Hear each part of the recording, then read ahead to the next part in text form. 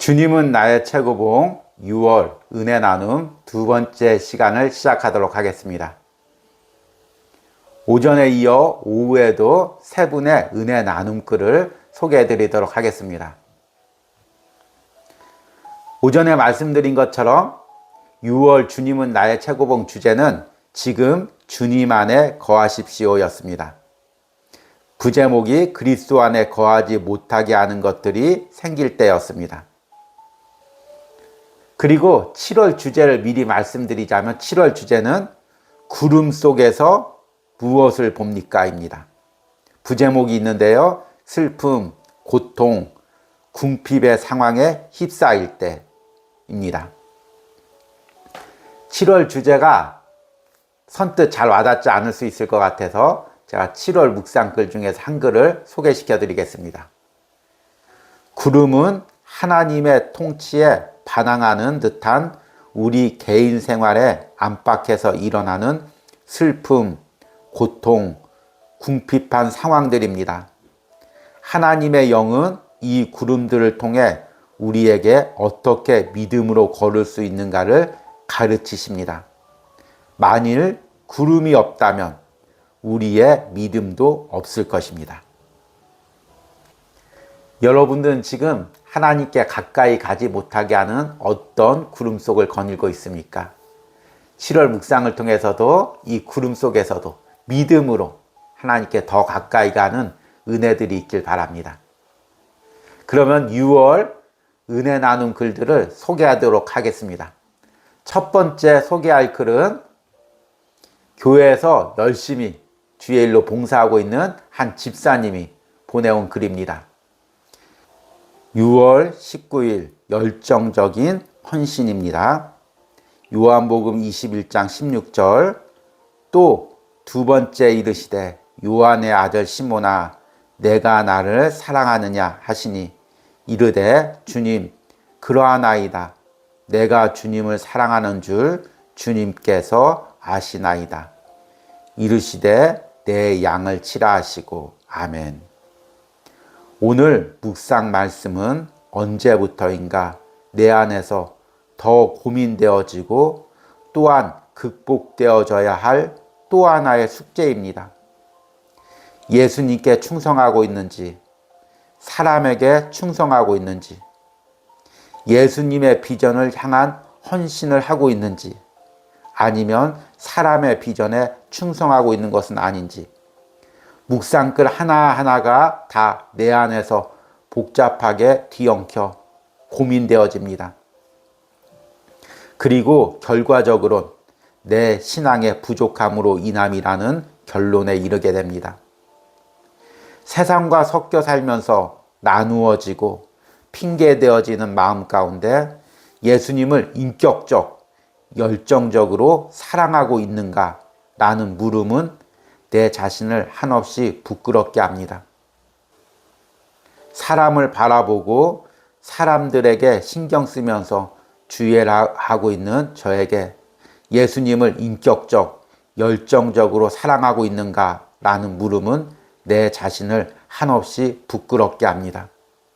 사람을 보고 주의 일을 할 때 받은 상처는 하나님만 바라보고 가야 함을 알게 하시는 훈련임을 깨닫지만 반복되어지는 사랑과의 또 다른 무게의 훈련들을 감당하기에는 내 부족함이 여지없이 드러남을 고백하지 않을 수 없는 것 같습니다. 그럼에도 다시 한번 내 중심이 오직 하나님께 향하여 있기를 주님을 향한 사랑 가운데 훈련되어짐으로 하나님만 바라보고 내게 주어진 일을 부족하지만 담대히 묵묵히 감당할 힘을 주실 줄 믿고 기도하며 나아가기를 소망합니다. 아멘. 우리가 주의 일할 때 처음에는 주님만 바라보고 열정적이고 순수하게 일하다가 어느 정도 시간이 지나게 되면 또 일 자체를 또 바라보게 되고 또 주변의 사람들의 시선을 바라보게 됩니다. 그렇다 보면 사람들의 작은 말 하나에도 흔들리게 되고 또 주의 일하면서 이제 회의가 들죠. 내가 정말 이 일을 왜 하는가? 무엇을 위해서 이 일을 하고 있는가? 그런 마음이 들 것입니다. 근데 그럴 때마다 중요한 건 우리가 첫사랑, 첫 마음으로 헌신했던 마음으로 돌아가는 것입니다. 오늘 집사님이 보내온 6월 19일 묵상글에 저자가 이렇게 이야기합니다. 많은 사람들은 예수님께 헌신하기를 원하지 않고 예수님의 사역에만 헌신하기를 원합니다. 내가 예수 그리스도를 인격적으로, 열정적으로 사랑한다면 비록 인간들이 나를 헌식자처럼 여길지라도 그들을 섬길 수 있습니다. 제자된 삶의 비결은 예수 그리스도를 향한 헌신입니다. 우리가 사람 바라보지 않고 주님 바라보고 일하면 흔들리지 않을 수가 있습니다. 이런 은혜가 우리 집사님 10년 가운데 있길 바랍니다. 우리 잠깐 기도하겠습니다. 주님, 주님께서 나를 십자가에서 구원해 주시고 주님 그 은혜로 내게 귀한 사역들을 주셨습니다. 그러나 주님, 때로는 주의 일을 하면서 인간을 바라보다가 실망하고 무너지는 나의 연약한 모습들 보게 됩니다. 주님, 우리를 불쌍히 여겨 주시옵소서. 다시금 첫사랑, 첫 마음으로 돌아가서 주님만 바라보고 일하게 하여 주시옵소서. 사람들이 때로는 나를 헌신짝처럼 때로는 여겨도 오로지 주님만 바라보며 흔들림 없이 감당하게 하여 주시옵소서. 교회에서 보이지 않는 곳에서 열심히 일하고 있는 우리 집사님, 하나님께서 매 순간 그 심령을 만져주시고 사랑하는 딸아 사람 보지 말아라, 오직 나만 바라봐라, 이렇게 말씀해 주시고 위로해 주시고 새 힘을 주시기를 원합니다. 예수님의 이름으로 기도했습니다. 아멘. 두 번째 묵상글은 매일같이 주님은 나의 최고봉을 열심히 묵상하고 있는 성도님이 보내오신 글입니다. 6월 22일 하나님의 판단 기준. 마태복음 7장 2절입니다. 너희가 비판하는 그 비판으로 너희가 비판을 받을 것이요 너희가 헤아리는 그 헤아림으로 너희가 헤아림을 받을 것이니라. 오늘 주님은 나의 최고봉 묵상글은 나의 연약함을 여실히 드러냅니다. 오늘 묵상글에서 비판과 판단이 다시 내게로 온다고 말씀하십니다. 이것이 나의 약함임을 깨닫게 됩니다. 그리고 이로 인해 하나님과 멀어질 수밖에 없음을 고백합니다. 며칠 전 한 사람에 대해서 비판하며 예의 없고 경우가 없고 그 모습이 도무지 이해가 되지 않는다고 비판을 늘어놓았습니다. 그런데 그 이후에 기도가 되지 않고 강팍해져 있는 제 마음을 보았습니다. 심령의 대청소가 필요한 상황임을 깨닫고 주님께 울며 고백했습니다. 내 힘으로 이해가 안 되고 사랑하기 어려우니 주님의 마음을 주시기를 기도했습니다. 그런데 그 후 그 사람의 상처가 보이고 그 사람 안에 있는 아픔들이 보였습니다.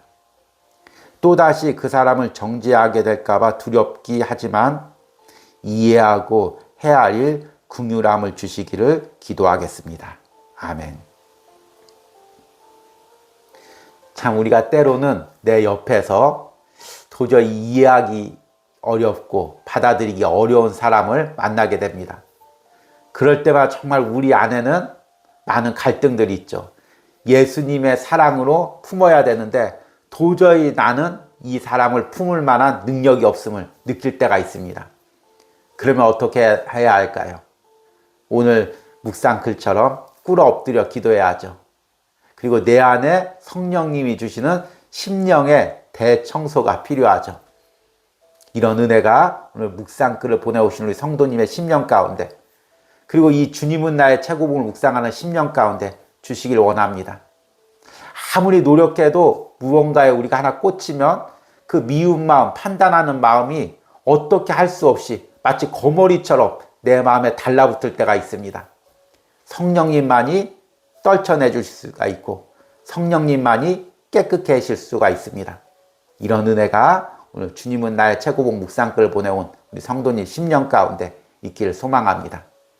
우리 기도하겠습니다. 주님, 도저히 이해하려고 해도 품으려고 해도 아버지 한계를 느끼는 사람을 만날 때가 있습니다. 주님, 그로 인해 주님 안에 거하는 것이 점점 어려워지고 주님과의 기도가 막히고 있는 내 연약함을 봅니다. 주님, 내 심령에 어찌할 수 없는 생각들, 판단들, 비판들 성령님께서 씻어주시옵소서. 내 안에 거머리처럼 붙어서 내 마음을 괴롭히고 다른 사람을 판단하는 이 모든 생각들을 주님께서 떨쳐내어 주시옵소서. 오로지 주님만이 그렇게 하실 수 있는 줄 믿습니다. 그로 인하여 주님과의 막힘이 없게 하시고 주님 안에 거하는데 장애가 없게 하여 주시옵소서.